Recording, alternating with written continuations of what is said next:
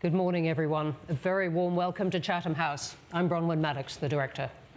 I'm delighted to be welcoming you to this talk on Can Rhetoric Match Reality? Britain's International Development Future, where Andrew Mitchell, Minister for Development at the Foreign, Commonwealth and Development Office, is going to be giving a keynote speech setting out his plans. Just a few housekeeping things. This is on the record and being recorded. And please feel free to follow and tweet along with the hashtag #CHEvents or @Chatham House. Andrew Mitchell, as you know, was appointed Minister of State in the Foreign, Commonwealth and Development Office last October, was previously Secretary of State for International Development from May 2010 to September 2012, and has written and spoken extensively in Parliament and elsewhere about development. And we're extremely pleased to have him here for this speech on UK vision of reducing poverty and tackling climate change. Andrew Mitchell, very warm welcome.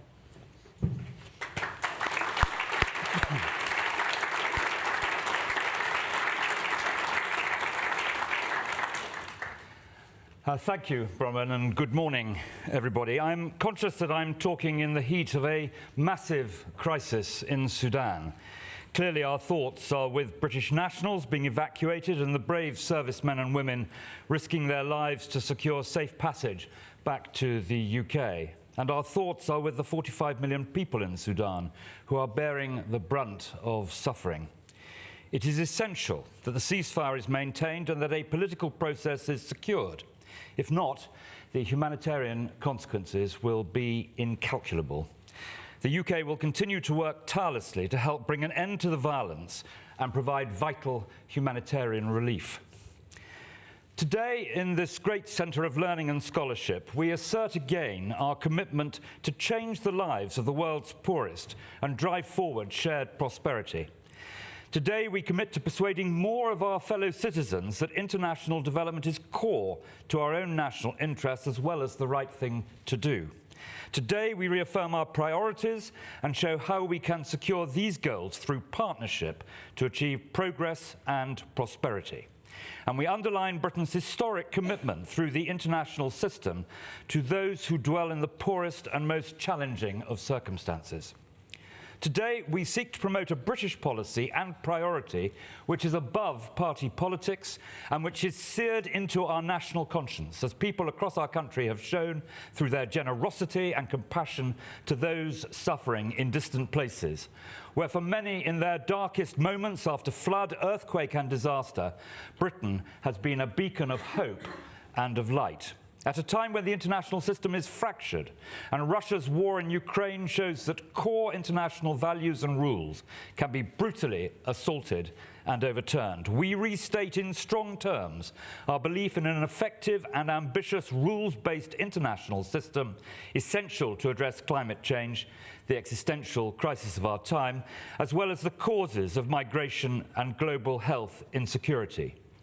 A time when crises are everywhere, but leadership is not. When we can save a bank in California in 3 days, but Zambia waits more than 2 years for debt relief. When our children can secure mortgage finance for 30 years, but developing countries secure maturities just over 5 years. And when the Sustainable Development Goals agreed with the rest of the world under David Cameron's leadership are way off course at this halfway point. We invoke the famous dictum of Douglas Hurd, one of the UK's most distinguished foreign secretaries, that through the international system, Britain can punch above its weight. After 30 years of unprecedented poverty reduction, when the benefits of technology and globalization, supported by aid and development, lifted quality of life around the planet, we have come to the hard stop of COVID and Russia's invasion of Ukraine.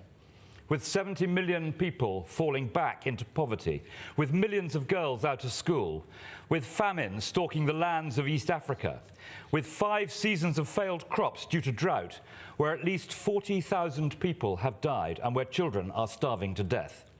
And this year, at the international meetings which I attended just 2 weeks ago in New York and Washington, I heard clearly the loud voices of the Global South, But not only the South. Voices of dismay and distress. Their anger is rising as they see a developed world which can invent quantitative easing to find money for themselves, but cannot find the money to save the planet. These are the issues that collectively we face. We are called to deliver the SDGs when at half-time, if I may use a football analogy, we are 2-0 down. And we must transform international finance to mobilize the trillions of dollars that are needed if we are to deliver on our promises on climate change and secure the future of our planet, a planet which we share, but with vastly unequal resources, where those who have done least to cause the climate crisis are hit first and hit hardest by it. In Niger, where I was recently trying to advance our shared security and economic interests, a country among the poorest and most challenged in the world, they lose each day to climate change the equivalent in arable land of close to 500 football pitches. And in some regions, 50% of the girls are married by the age of 15 and pregnant by the age of 17. And so just as the world came together at the millennium to make poverty history and stand by the Millennium Development Goals, so today the Bridgetown Agenda and the Sustainable Development Goals call on our generation to shoulder our responsibilities and deliver. We face a complex environment where resources in many wealthy countries are depleted and constrained by domestic priorities, including, frankly, in Britain, where Parliament accepted a temporary reduction in spending below our commitment to allocate 0.7% of our own national income. I know that these cuts are painful for our partners, and yes, they dented the UK's reputation. But today is about looking forward. The government's decision to allocate an additional £2.5 billion to the ODA budget to help relieve pressures resulting from Britain's embrace of those fleeing persecution in Ukraine and Afghanistan is a clear signal that things are changing. And of course, we will return to 0.7 as soon as the fiscal tests are met. But returning to 0.7 is not the whole story. New approaches that reflect the changing world around us will be vital. It is even more important, meanwhile, that we press for creative ways of mobilizing new and additional funds to ensure our development objectives are on track. We must redouble our efforts to go beyond aid to secure the gains and the results our consciences and interests demand with all the resources and tools at our disposal. I come now to how we will do this through the changes we are making to reinvigorate Britain's development leadership, which has been sorely missed by our friends and allies across the world. An international leadership owned by the British people, our universities and think tanks, and by the British NGOs and charities too, which are at the forefront of all our work. It is this leadership which pledges to work in patient, long-term partnership with people and governments around the world, where engagement comes without coercion, and where tackling the development crisis and the climate crisis are not a choice, but two sides of the same coin that need to be resolved together. I've now been back as the UK's Development Minister for exactly 6 months. As set out in the recent integrated review, the Prime Minister has thrown his full weight behind our international development work. It is a path set out by our international development strategy on which we must go further and faster. Britain's development leadership will not be reinvigorated until we can deliver on the promise of the merger. There is a great prize to be grasped here, a merger which is seen as a success for both development and wider foreign policy, will avoid once again in the future a development department being spun out of the Foreign Office with the prolonged period of Whitehall introspection and disruption which inevitably results. Working together, development and foreign policy are a powerful force. They nurture trust and reciprocity. By supporting the ambitions of our partners, development amplifies our diplomatic influence, and by the same token, our diplomatic reach helps deliver our development goals. Helping others helps us. We need an approach fit for the 21st century, which understands that development and geopolitics go hand in hand, and that development is long-term. An approach which deploys the full panoply of UK diplomacy and soft power, where development is dynamic and forward-looking, and which readily adapts to the pace and scale of global change. So change is required to achieve this. Firstly, we will greatly strengthen the way government addresses all development issues. We will create a second permanent undersecretary within the Foreign Office responsible for ODA. A cross-Whitehall committee will be co-chaired by myself, the Development Minister, and the Chief Secretary to the Treasurer, my friend and colleague John Glend. It will focus on both the quality and coherence of ODA spend to ensure that this precious budget is delivering value for money for taxpayers and producing results on the ground. Second, the Development Minister has returned to the Cabinet table and now also sits on the National Security Council, where defence, diplomacy and development are hardwired together. Of great importance too, the Development Minister will be governor of the 5 major multilateral development banks, including the World Bank and the Africa Development Bank. It is within these institutions that critical experience and financial firepower resides. This must be harnessed if the SDGs and climate goals are to be achieved. Finally, international development leadership cannot solely be delivered by geography. Policy is thematic. We need an answer to the question, how do I interact with the British government on international development, whether I'm an NGO or an international organisation? So today I launch a new brand to recognise the breadth of our work and collaboration that promises value for money to our taxpayers, reliability to our partners and friends around the world, and a commitment to help reach our global goals. UK International Development. UCDEV. We will continue to use the UK aid brand to badge our humanitarian work, and we will continue to do so with sensitivity, especially in conflict zones. But this new brand, UK International Development, will badge the Foreign Office's work to use a diverse range of partnerships to advance development progress to build widely shared prosperity. Placing partnership at the heart of the UK's offer shows that at its core, international development is not about charity, handouts and dependency. It is about listening to our partners and working together to secure shared objectives. So, by these 3 sets of changes, we bring together the direction and grip necessary for Britain to reassert our aspiration for global leadership and building national and global systems that really work for people and planet.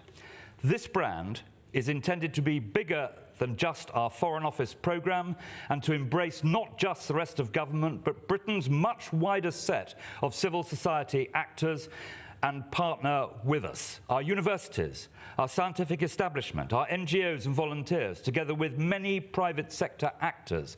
It is that totality of effort that makes the new brand. We are bigger than our parts. I now turn to the 7 key priorities for the UK set out in the integrated review, which we will drive forward with new determination and vigour. 3 of these priorities I will talk about only briefly today. First, we will place ourselves at the centre of the global health agenda, which promotes pandemic preparedness, prevention and response at home and abroad, underlining that no one is safe until everyone everywhere is safe. Next, we will champion open science for global resilience. Britain is a research and science superpower. And third, we will bear down on money laundering and the flows of dirty money which deprive countries of their legitimate tax receipts and represent money stolen, particularly from Africa and African people. There is a great cross-party consensus and collaboration on this issue, and I pay tribute to Margaret Hodge and Nigel Mills for leading this work in Parliament. We will change the way we operate to ensure that these vast sums, wherever possible, are trapped, frozen and returned. This is one of the great examples of how action in the UK can pay dividends for our partners around the world, making ourselves more secure and supporting global development. Globally, the OECD estimates that countries are missing out on between $100 and $240 billion in revenue from multinational tax avoidance. With the right support, it is estimated that lower-income countries could raise an additional $260 billion in tax revenue. The National Crime Agency estimate that hundreds of billions of dollars are laundered through UK and UK-linked corporate structuring each and every year. Global health, open science, dirty money are essential parts of a wide-ranging and ambitious long-term agenda. But there are 4 other areas above all where I am today setting out new and greater ambition. First, we confirm that we place the position of girls and women at the forefront of everything we do. It is not possible to understand development unless seen through the eyes of girls and women who bear the brunt of extreme poverty and conflict, too often in the most hideous of ways. We will continue to push back on those who seek to challenge the hard-won rights of women and girls at every opportunity. I am determined that we will continue to champion the rights of all girls to 12 years of quality education.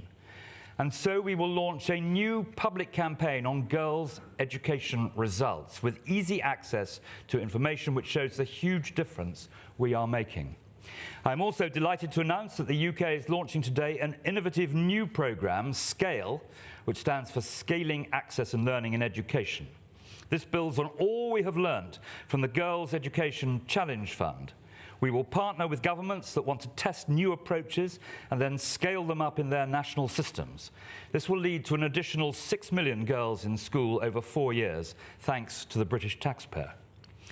We have recently allocated £90 million to help children access education in emergencies. And we should never forget that one of these girls may one day discover the cure for cancer. We are determined through our work on family planning to enable many more women to decide for themselves when and whether they have children. And through the work championed so fulsomely by my ministerial colleague, Lord Ahmed, to protect women from sexual violence, and through our efforts to lead the development of a global framework for tackling sexual exploitation and abuse and sexual harassment in development and peacekeeping. Second, we believe it is the private sector which can help in extraordinary ways to boost the growth of prosperity in the poorest parts of the world. Ensuring that investors are treated fairly under the rule of law is critical to trade and investment. It remains the case that the vast majority of all jobs in the world are created by private enterprise and not by governments. It is by being economically active, having a job, that citizens are able to elevate their living standards and, importantly, to thrive on their own terms. Under our British investment partnerships approach, we will mobilise through investment partnerships up to £8,000 million of financing by 2025. I am today announcing the first new initiatives and services under our 5 new UK centres of expertise on economic development. These will draw together UK expertise across business, the private sector, academia and government to advise on trade, green growth, cities and infrastructure, public finance and financial services to provide support to our partners on economic growth and on job creation. British International Investment, BII, formerly CDC, has been significantly reformed over the last decade. Supported by a team of 600 experts, in 2010 there were just 47, BII is now the leading international development finance institution in the world. Deploying both patient and pioneer capital, it is a key private sector investor across the poor world, even investing in ports in the Horn of Africa. BII now supports businesses that employ directly and indirectly around 1 million people in poorer countries. That's potentially over 1 million families with food on their table. While paying $10 billion in tax into the treasuries of poorer countries over the last 5 years, it proves beyond doubt that the private sector is the engine of development and not, as some think, the enemy of it. I want BII to be at the very forefront of development finance. I take the inquiry by Parliament's International Development Select Committee very seriously indeed.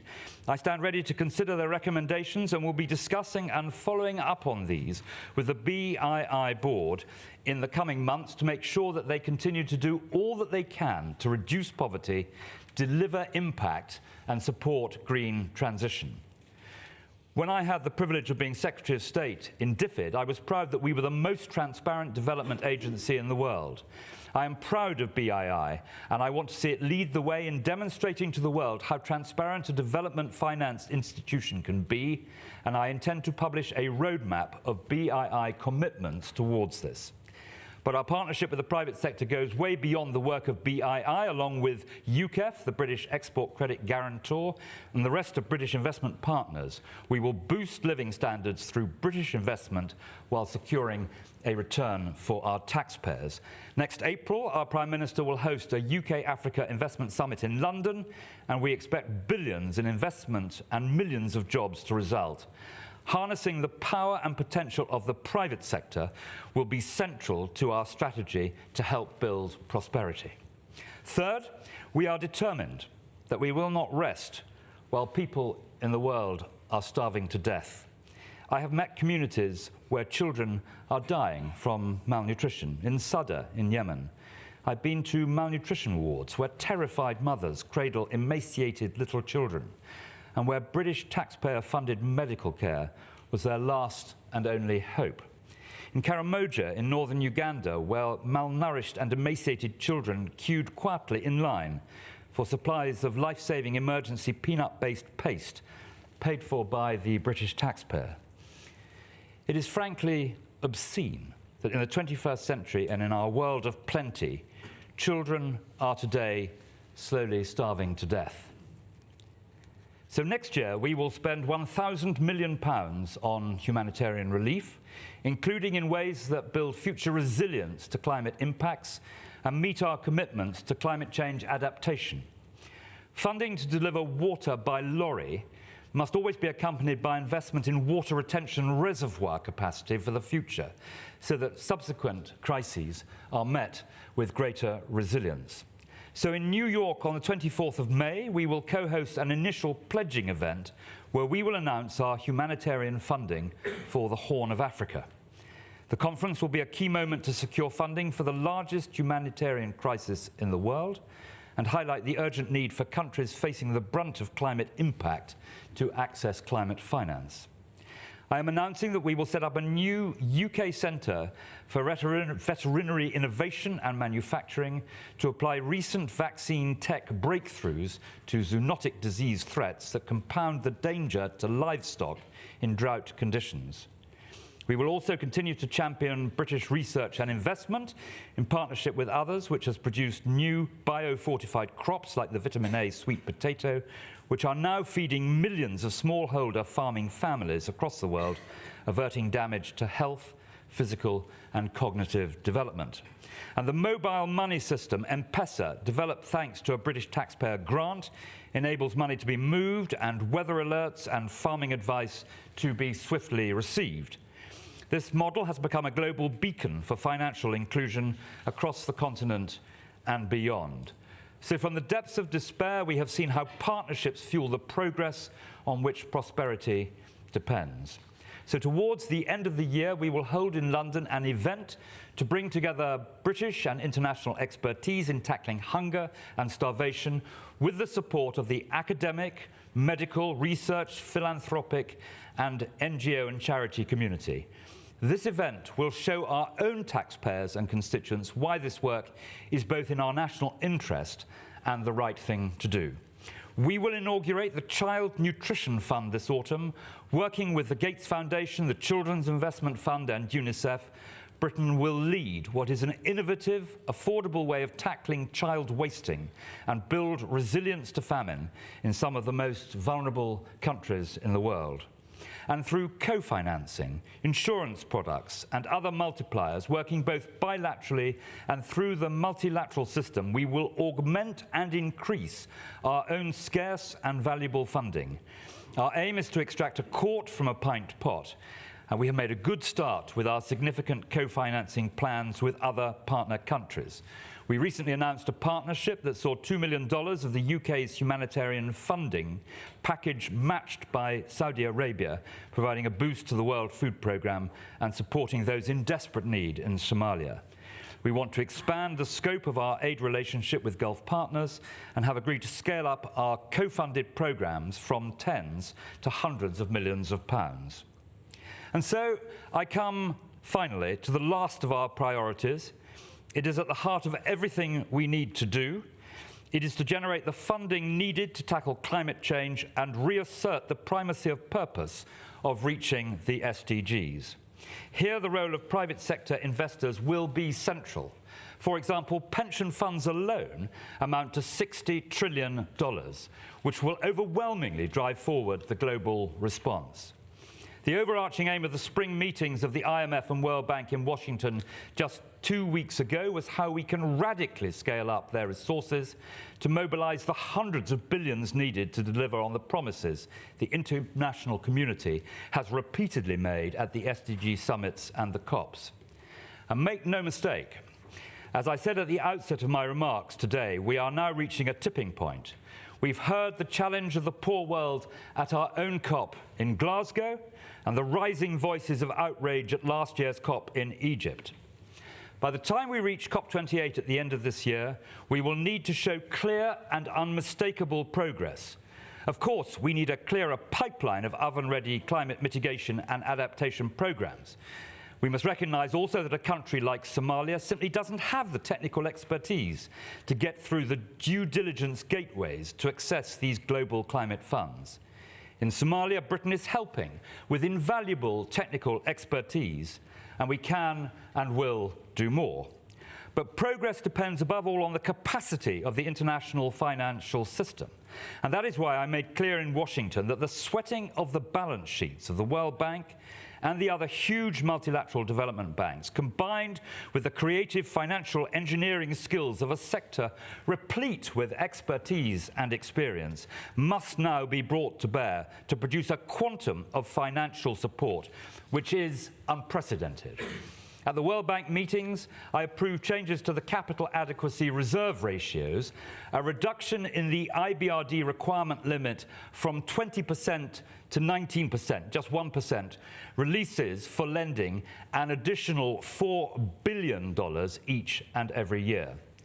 Britain has announced a series of guarantees over the last 18 months to expand MDB lending to countries in Asia and Africa by $4.5 billion. And the UK is urging the IMF to increase still further its support for the poorest countries, including through targeted gold sales. None of which, incidentally, scores against our ODA budget unless called, and is therefore incremental to the 0.55% we are investing this year. And we are driving innovation in insurance. The UK is a founding member of the regional risk pools. The Caribbean risk pool pays out in 14 days and transfers $1.2 billion of risk annually off countries' balance sheets to the private markets. Africa is transferring $1 billion of risk to date and paid out the first drought insurance support for Somalia. While we were in Washington, the Chancellor of the Exchequer, Jeremy Hunt, signed off $5.3 billion of special drawing rights to support 2 different funds, delivering directly to the world's poorest people. Again, this is in addition to our spending through the development budget, and it is our experts in finance and development in the British team who are driving forward this agenda precisely because of the expertise and geographical reach which exists in the British Foreign Office. By the time we meet for the annual meetings in Marrakesh in October, I want to see much greater progress across all the multilateral development banks towards the several hundred billions of dollars in additional financing the G20 expert group identified. All this additional financing capacity will only be able to benefit the poorest if we also tackle the global debt crisis. Official creditors must urgently reach an agreement on debt restructuring in Zambia and Ghana. There is no time to waste. And we are leading the way to avoid debt crises reoccurring in the future. UKEF is the first export credit agency to offer to build in climate-resilient debt clauses. These clauses allow debt repayments to be suspended when climate shocks, such as hurricanes, hit. This in turn frees up resources quickly to respond to crisis. The first deals using these clauses will be announced over the next few months. By the end of this year, we hope that several other bilateral, private and multilateral lenders will have agreed to offer the same clauses. These steps, ladies and gentlemen, reflect the ambition of the Bridgetown Agenda, championed vigorously by the formidable voice and charismatic presence of the Prime Minister of Barbados, Mia Mottley. I have no doubt that this voice is going to be heard. Her agenda for progress is gaining widespread support, and Britain, and indeed President Macron and France, are right behind it. To deliver on our funding promises, to reinvigorate the SDGs, to elevate the desperate lives too many lead in our world today, and literally to save our planet before it is too late. That voice is not going to be silenced.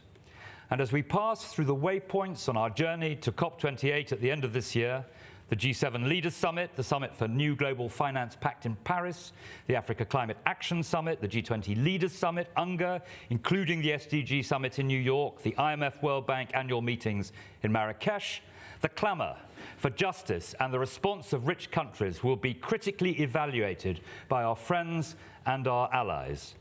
But also we are being watched by our constituents, particularly the younger generation, who are increasingly determined that those who are today the key decision makers on this vital agenda measure up to this task. We must be honest and accept that we do not currently enjoy sufficient support for this wide-ranging and ambitious agenda from the British public. At the moment, the Development Engagement Lab, comprising academics at the University of Birmingham and University College London, tell us that the public support has been around the 50-50 mark for much of the last decade.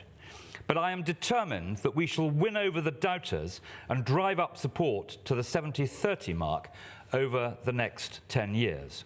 To do this, we will need to get out of London and not to visit capital cities around the world, but to visit small towns and villages in our own United Kingdom, to explain what we do in a simple and straightforward language that everyone can relate to, with confidence, but also with humility, with facts, data and evidence, but also with human stories and compelling tales.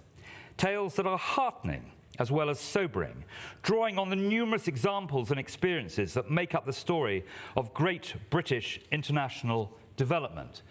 I intend to provide a communication platform to the people that the research shows the public trust the most. We will show that the generational ambitions for progress on climate, progress on women and girls, progress on business working for sustainability, not against it, are core to UK ambitions, with the final prize being greater prosperity in the world and the UK. And so today, I am issuing an invitation to all of you to partner with us to tell a story of progress in these universal challenges. Together, we must work to achieve a step change in both domestic understanding and support for the UK's international development work, laying firmer foundations for a better future. Together, I want us to drive more awareness, more action, more donations, and ultimately more support by engaging beyond current supporters. To show that we in government are serious about playing our part, I will be setting a new target for the new second permanent Undersecretary to improve public support as measured by the Development Engagement Lab year on year over the next decade. And I expect the Foreign Office to seize this opportunity to use the new UK International Development brand to convene a partnership with UK universities, the private sector, and the thousands of household name charities. I expect to see a step change in the capacity and capability at the Foreign Office to engage positively the UK public starting this year. And later this year, we plan to invite tenders for a new international volunteering programme, similar to the former International Citizen Service.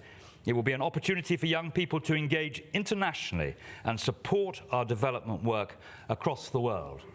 I am minded to publish a white paper which will outline our plans for the next 7 years, setting out a long-term direction for British international development leadership until 2030. It will chart a course that will build on the international development strategy, accelerate our determination to deliver on climate change, and galvanise international support to meet the Sustainable Development Goals. This endeavour will draw on the full resources of the Foreign Office, bringing together our political and development expertise. It will underpin our commitment to delivering value for money to our taxpayers, reliability to our partners and friends around the world, and a commitment to meet the global goals that emphasises it is opportunity, not charity, that is needed. It is partnerships which secure progress and build shared prosperity. There are no quick fixes in development. We are in it for the long haul. And though the challenge is formidable, the rewards are immense.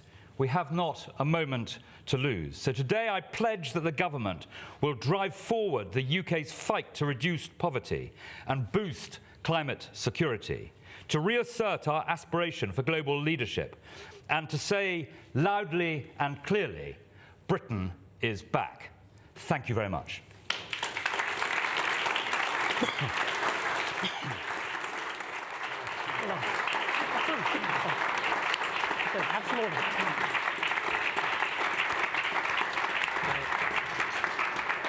Andrew Mitchell, thank you very much indeed for giving this speech here. And the Minister has kindly said that he will, that we can continue this session till about 10 or quarter past. Because of the number of things he wanted to cover in that speech and to give good time for your questions. Please do keep the questions coming in online as well as some very good ones already. I'm going to ask him some questions first and then we'll come to the audience. Thank you, fascinating speech. We have the brand here on the screens which people can see. I wanted to start with your last words of Britain is back. And they seem, while rousing, to have in them an admission that Britain retreated during the cut from 0.7% of GDP to 0.5%, which is, I think, of many people who spend time in this area know, knocked quite a lot of development agencies and NGOs who are relying on this help. And I wonder whether people listening to this say, look, it's terrific to have a new brand. It's terrific to have all this emphasis on partnership. But what about the money? And what about the reliability of the money? Yes, the Prime Minister's pledged some more, £2.5 billion more on this. But what about the predictability of Britain's money? Because money may not be everything, but it's really quite a lot in this area. Well, of course it's true, and I have as I told the Prime Minister when he asked me to come back, I said I have a criminal record as long as your arm of opposing the government on some of these things. And collective responsibility is not retrospective.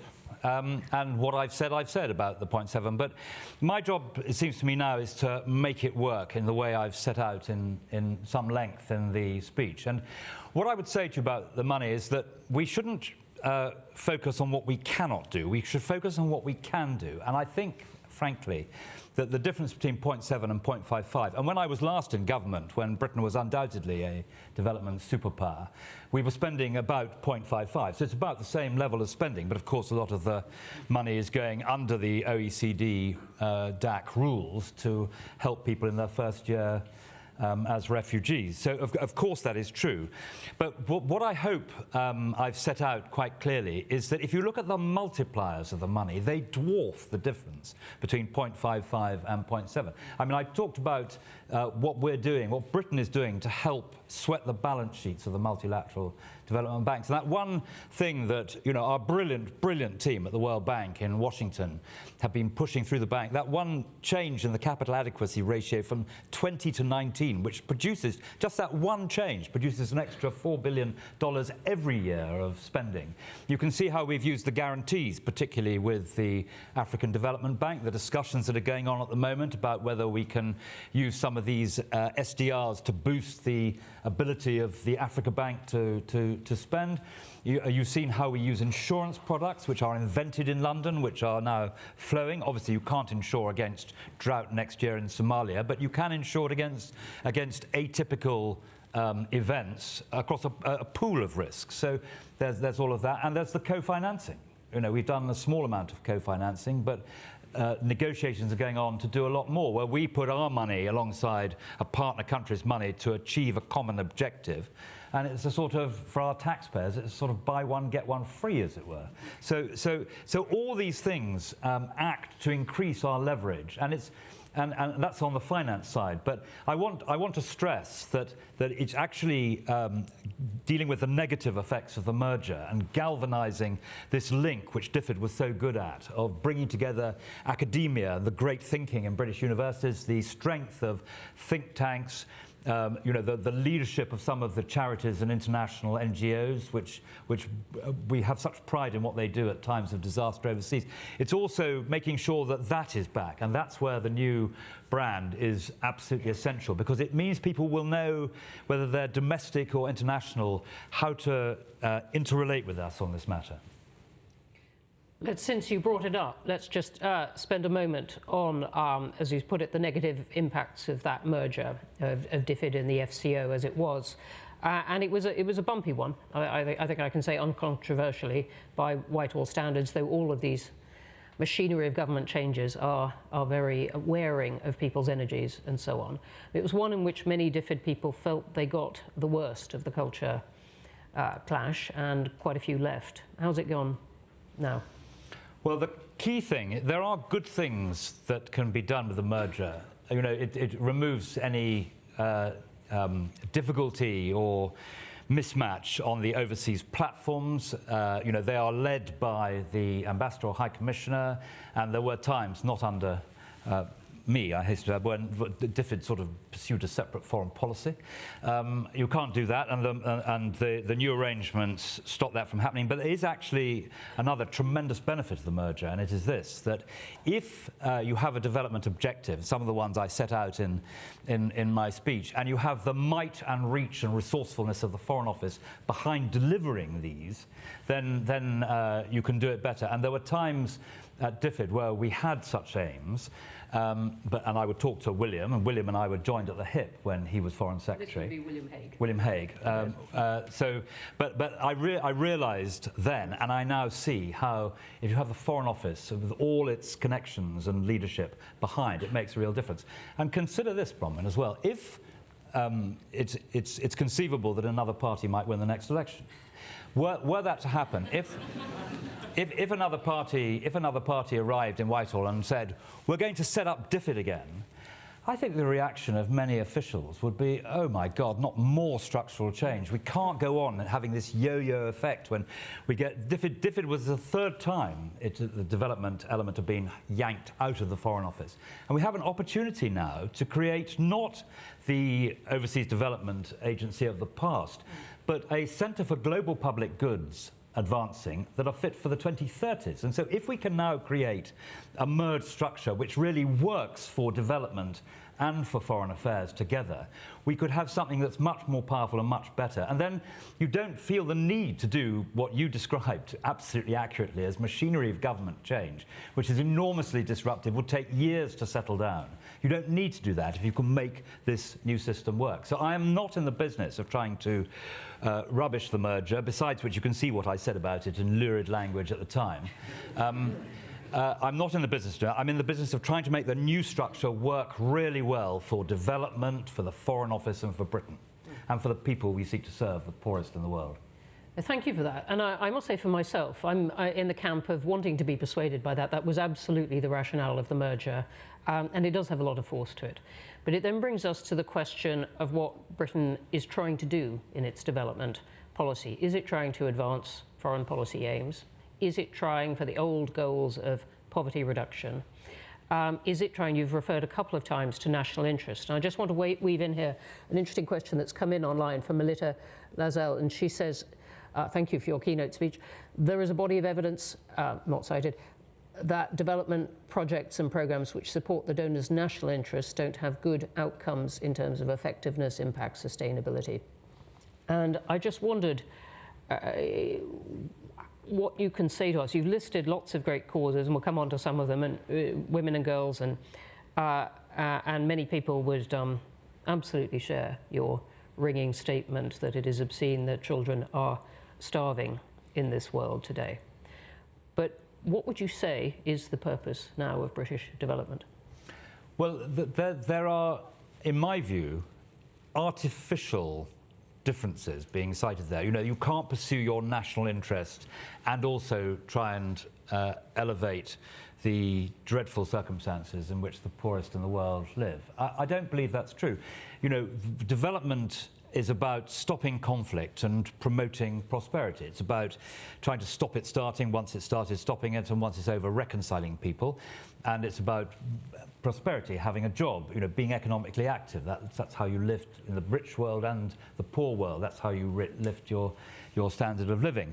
And if you stop conflict overseas, it benefits us. If you build prosperity overseas, if you help countries to trade their way out of poverty, to understand about how you achieve investment, if you do all these things, they come to London to use our capital markets. It's a completely symbiotic relationship. And also, people say, well, you can't do climate change and tackle poverty. Of course you can. They're two sides of the same coin, as I said in the speech. And we are committed. You asked about our objectives.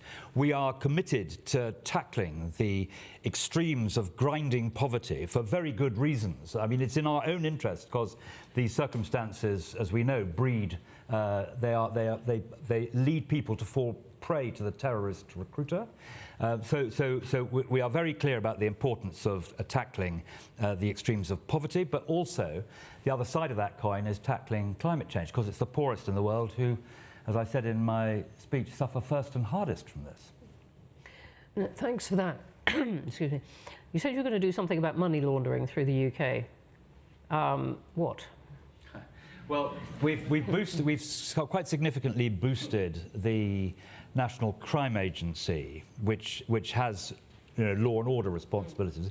It all takes a very long time. I noticed that James Ibori, who we were after when I was the DFID secretary, took about 10 years to get the money returned to Nigeria that had come through. And we have a real responsibility for this, because so much money is laundered through Britain, through London and British overseas territories. You may recall that Margaret Hodge and I fought to get the open registers of beneficial ownership, which is about transparency, through the House of Commons, resisted by the British government. It's now a British government policy, I may say, to do that. But that was a way, and through that work that we did together with many others, you know, I learnt about how difficult this all is, because the baddies have the best lawyers, they have the best accountants, they have the best structures.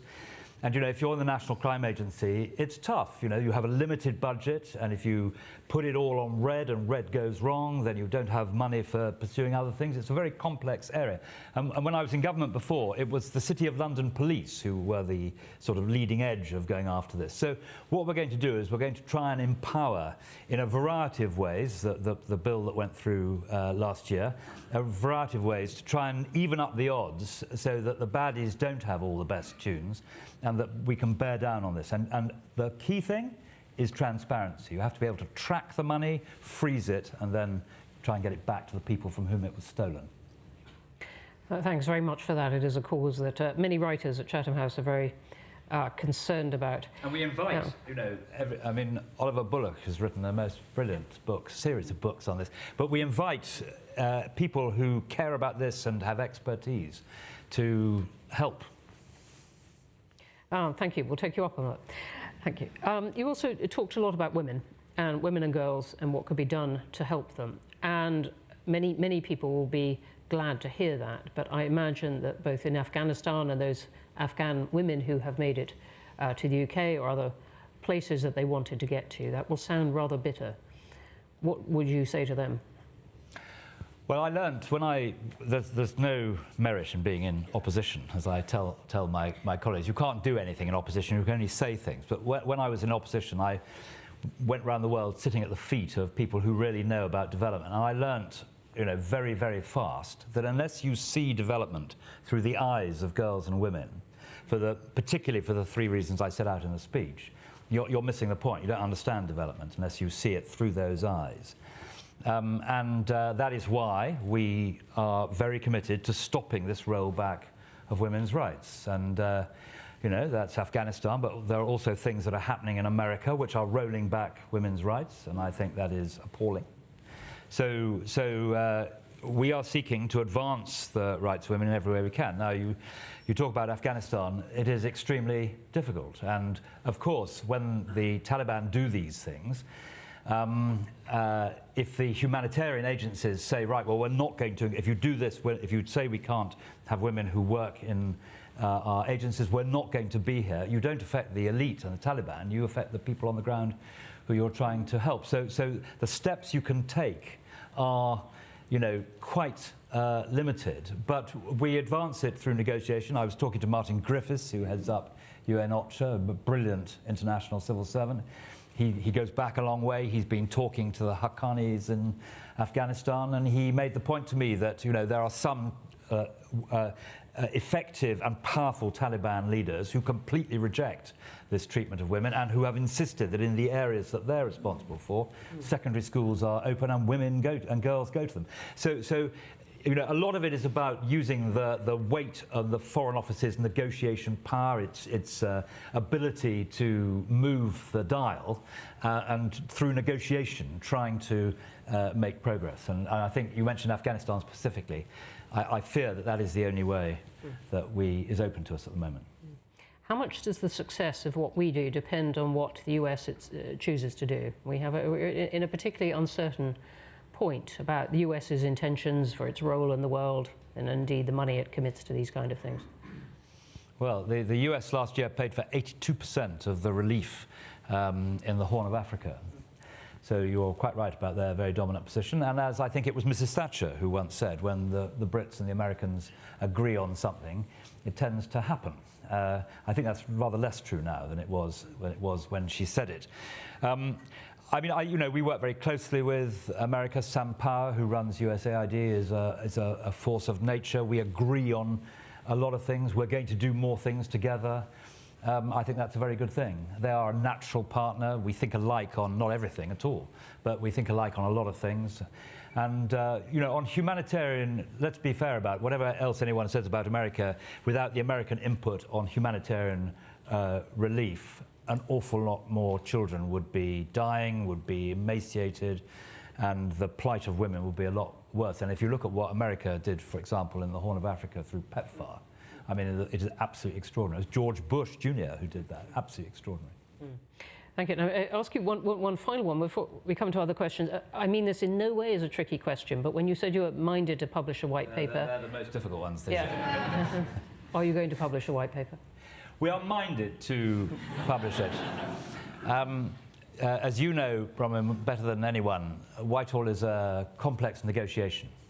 So I'm announcing today that we are minded to publish a white paper, and I very much hope that all the parts will come together. And why do I say that? Because if we can publish a white paper, this is not a particularly party political area. We need to get these SDGs back on track.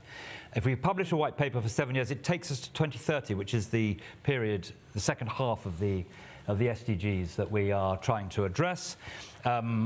We want to have a policy that whoever wins the next election, and I'm very confident the Conservatives will win it under Rishi's leadership, but I want to make sure that there is a programme which endures any change of government, and which can deliver both on the SDGs and on our climate promises. For the reasons I set out in the speech, we are at a tipping point. There is going to be an explosion of anger at the end of this year if we don't deliver on the things that we have promised. So I think a white paper would be extremely good. It could incorporate, everyone could be part of it. It would incorporate the learning, the expertise that Britain likes to champion and bring together. We have huge convening power, we can do that, and I think we can do something that would show real world leadership if we can deliver it. Thank you. Let's go to questions. Let me take them in pairs. Let me take the two in the front here. Thank you. Tamsin Barton from the Independent Commission for Aid Impact. It's great to see this increased ambition, this energy, this focus on what you can do. I just wanted to ask you to say a bit more about the 29% of the budget in 2022, the aid budget, which was spent on refugees in the UK that you mentioned. So we at ICI just produced a report last month that showed that's very poor value for money. Thank you. What are you able to do about that? Thank you. And there are tons of hands up, so if people can keep their questions short, please. Next to you. John Wilson, I'm a member of this institute and RUSI and a journalist. That was a very aspirational speech which you made, Minister, but in yesterday's Daily Telegraph there was an article in which it says, and I quote, "China is preparing for war with the West."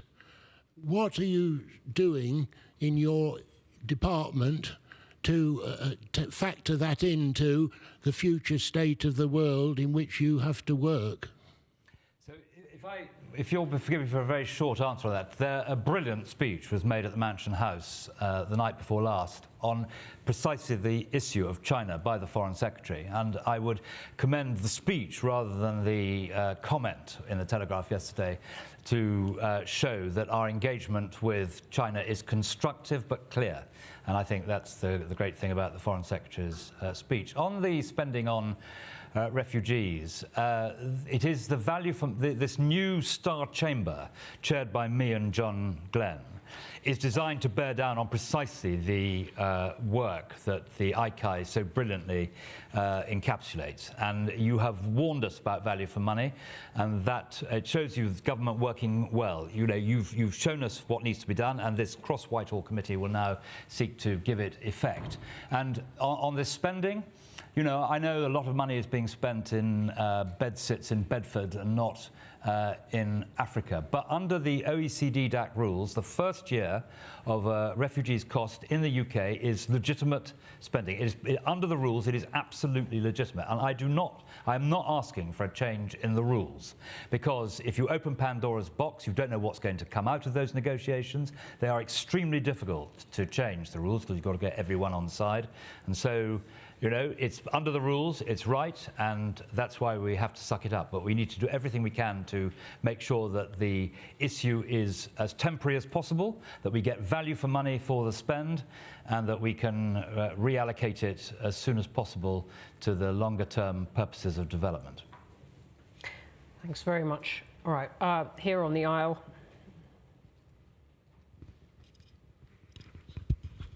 My name is Yunani Shipko from Nigeria. Mr. Minister, you have... From? Nigeria. Mr. Minister, you have listed so many good programs for Africa. But my question is, what are you going to do to prevent the proliferation of arms from conflict zones so that it will not go to the wrong hands of the terrorist organization in West Africa? Because without peace, there will not be any meaningful development. Thank you very much. Thank you very much for that. And over here in the middle. Thanks. Thank you very much. Claire Melamed from the Global Partnership for Sustainable Development Data. That was a fantastic speech. Thank you so much. Underpinning good spending, the finance and so on that's needed is the need for good data. And we heard in the UN's report today. A question, and a really short question. Okay, sorry. So I want to know, as you're thinking about partnerships, how are you picking up the agenda on results and transparency that you championed last time in this new global context, and joining the global argument for better data and use of technology to create the information on which all of this progress depends? Well, you're quite right about data, and you'll assume that this is something that the Prime Minister is particularly keen on as well, using the latest technology that we can bring to bear.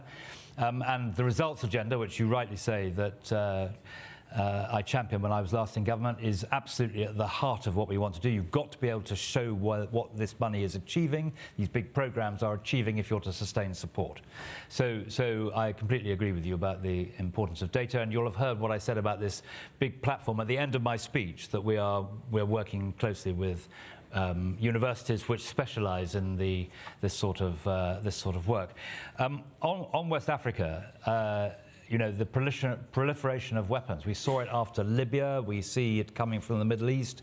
I completely agree with you. I mean, the direct way in which we are engaging in West Africa at the moment is through the Accra Initiative. Britain and other countries are seeking to put some flesh on the bones of the Accra Initiative to make sure that it's a genuine partnership which does what countries want us to do there.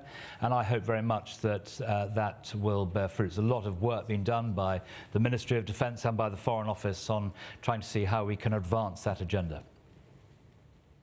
Thank you. Over here on the aisle. Thank you very much. Jack McConnell, Chair of the All-Party Parliamentary Group on the Global Goals, on which I strongly welcome the Minister's firm commitment to being minded to produce a white paper on Agenda 2030, which is very welcome, and the commitment to cross-party working too. 10 years ago, Andrew, I think you would have said more about conflict in a speech of this sort, and peacekeeping, peace building, and conflict prevention. And I just wondered where your thoughts are on that as an overriding priority for this work and for the FCDO. Thank you. And I'm going to add to that one from Richard Ottaway online saying population growth remains a serious issue, particularly in Africa. The Cameron government had a strong policy of addressing the unmet need for contraception. Do we still have a similar policy? Thank you. Shall I do those two? Do those two. So many thanks for Jack's support for the white paper. Please voice it loudly in your different circles. And thank you very much indeed for the work that you are doing through the APPGs, which we value enormously, and we're very grateful for that. In terms of conflict prevention, I mean, those are the two key things, conflict prevention and building prosperity, that we seek to champion. I didn't say as much as I used to say about conflict prevention, because I think it's broadly agreed, and in front of an audience as sophisticated as this one, I thought that I wouldn't dwell too long on that. But I mean, you're absolutely right that conflict prevention, we see it all too vividly around the world, is absolutely critical. Conflict is development in reverse. So I completely agree with you about that. On Richard Ottaway, of course, for many years was occupied a key position in the House of Commons on championing issues of population. And 10 years ago, we had a family planning summit in London, which tried to make sure that women can decide for themselves whether and when they have children. And these two points come together absolutely in Africa, where you have populations which are growing very substantially because there is so much unmet need and so little contraceptive prevalence. And if you look at countries like Niger and Mali, that is especially true. They are hugely challenged in every way, from security, economically, in all walks of life, and it's made far worse by the fact that women want access to contraception and can't get hold of it. So it's a very important part of the agenda, and I can assure Sir Richard that we are continuing to champion it as he would wish from his time in the House of Commons. Thank you. Right over here by the door. Yes. Hello. Dr. Nadeau, I'm a psychologist with the National Health Service and worked with the American Red Cross in disaster mental health relief. We know that mental health negatively impacts educational attainment, quality of life, and is particularly has a role in perpetration of violence and survivors of violence with women and girls. What role does mental health have at the highest levels in your organization? Does it have a seat at the table? And what is your vision for addressing mental health issues in developing countries in partnerships such as telemental health or other means? Thank you. And one more on that aisle, somewhere around there. We've got a cluster of hands. I'll try and come to more of you. Good morning, Minister. Thank you very much. My name is Chidi Nwondo. I'm a member of Chatham House and I'm a reservist with the 11BA dealing with culture and engagement. I just wanted to follow up on moderator's question about matching Britain's foreign policy with international aid. You mentioned, feeding paste to a ground. Could you speak a bit more slowly? Sorry, yeah. I'm trying to compress everything. Thank you so much for that. Yes. But still, just a little bit more slowly. What you were marrying with aid that I missed? Britain's foreign policy objectives with aid. So you mentioned Uganda and feeding children there, but then part of the problem is Yoweri Museveni staying in power and his poor governance. Again, poor governance in Nigeria, where you mentioned you're talking about women and girls, solving the problems of Boko Haram, and you've also mentioned money laundering and the NCA, but the incoming president of Nigeria Nigeria has a money laundering conviction for narcotics trafficking. Now, the questions I have is, how does Britain then square that circle of, discontinuous support for fairly questionable leaders and then, cleaning up their mess afterwards? Wouldn't it be easier to focus on, the source of the problem rather than the follow-up? Thank you. Thank you. So, on the mental health point, it is very much part of our thinking, and if you look at programs like Education Cannot Wait, which are emergency programs for children that are out of school because of conflict, it's built into those programs, and we are acutely aware. I think it's since COVID that we've become aware. It's got a much higher salience. It's no longer, in the British NHS, the Cinderella area as it was 20 years ago.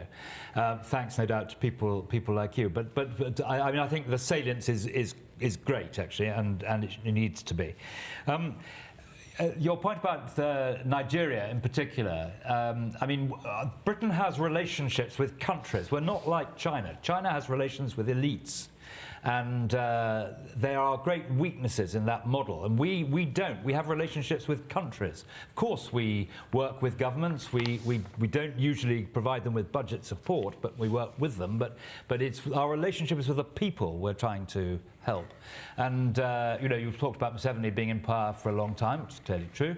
But you've just had a rumbustious election in Nigeria.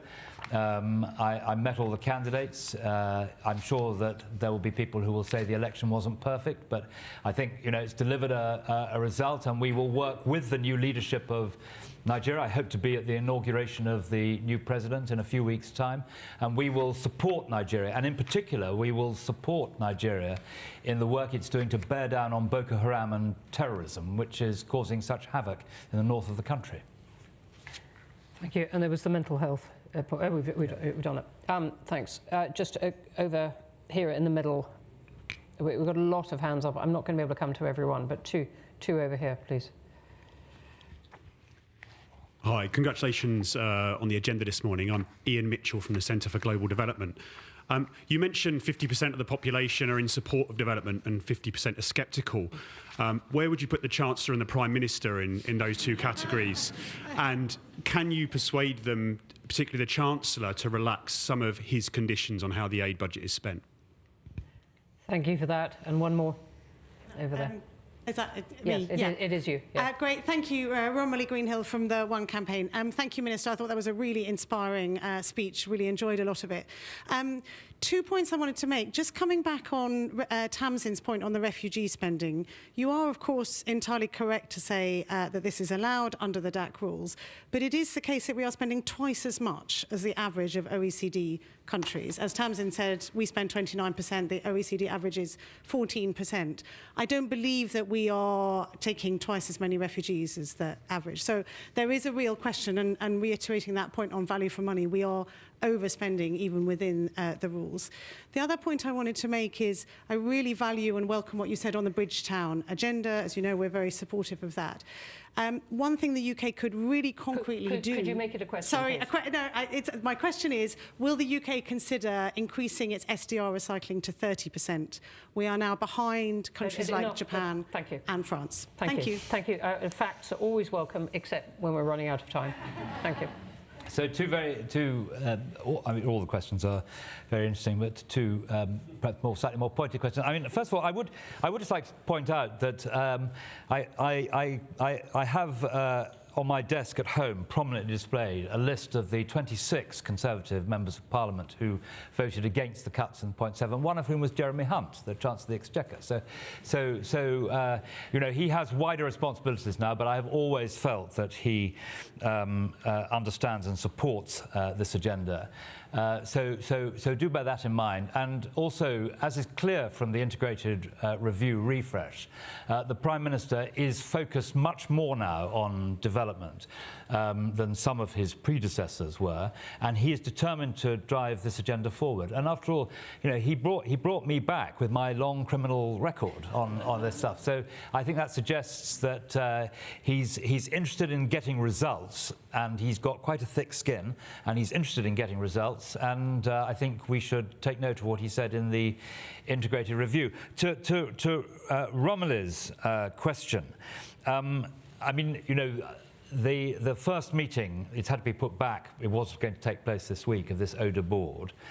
Will take place very shortly, and it will, I can, without breaching any Whitehall secrets, tell you it will be focusing on exactly the value for money point that you have made. But I want to emphasize that, you know, this is within the OECD DAT rules, and I don't think it's sensible for me as a development minister to spend my time attacking that, which would be very difficult to change. I think I should bear down on the cost, do everything I can to make sure that it is time limited.